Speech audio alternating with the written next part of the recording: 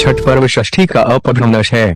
कार्तिक मास की अमावस्या को दिवाली मनाने के 6 दिन बाद कार्तिक शुक्ल को मनाए जाने के कारण इसे छठ कहा जाता है।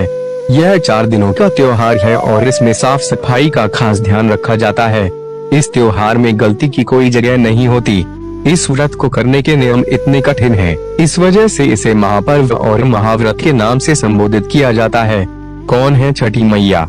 मान्यता है कि छठ देवी सूर्य देव की बहन है और उन्हीं को प्रसन्न करने के लिए जीवन के महत्वपूर्ण अवयवों में सूर्य व जल की महत्ता को मानते हुए इन्हें साक्षी मानकर भगवान सूर्य की आराधना तथा उनका धन्यवाद करते हुए माँ गंगा, यमुना या किसी भी पवित्र नदी या पोखर तालाब के किनारे यह पूजा की जाती है।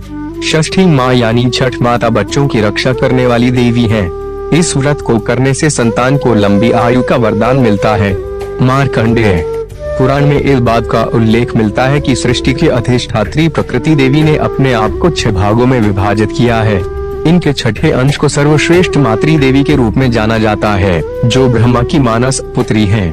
वो बच्चों की रक्षा करने वाली देवी हैं। कार्तिक मास के शुक्ल पक्ष की षष्ठी को इन्हीं देवी की पूजा की जाती है। शिशु के जन्म के 6 दिनों बाद इन्हीं देवी की पूजा की जाती है। इनकी प्रार्थना से बच्चे को स्वास्थ्य, सफलता और दीर्घायु होने का आशीर्वाद मिलता है। पुराणों में इन्हीं देवी का नाम कात्यायनी बताया गया है, जिनकी नवरात्रि की षष्ठी तिथि को पूजा की जाती है। छठ व्रत कथा के अनुसार प्रियव्रत नाम के एक राजा थे। उनकी पत्नी का नाम मालिनी था। दोनों की कोई संतान नहीं थी। इस बात से राजा और उसकी पत्नी बहुत दुखी रहते थे। उन्होंने एक दिन संतान प्राप्ति की इच्छा से महर्षि कश्यप द्वारा पुत्रेष्टि यज्ञ करवाया। इस यज्ञ के फल स्वरूप रानी गर्भवती होगी। 9 महीने बाद संतान सुख को प्राप्त करने का समय आया तो रानी को मरा हुआ पुत्र प्राप्त हुआ। इस बात का पता चलने पर राजा को बहुत दुख हुआ। संतान शौक में वे आत्महत्या का मन बना लिया। लेकिन जैसे ही राजा ने आत्महत्या करने की कोशिश की, उनके सामने एक सुंदर देवी प्रकट हुई।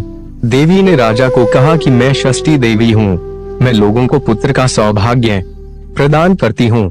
इसके अलावा जो सच्चे भाव से मेरी पूजा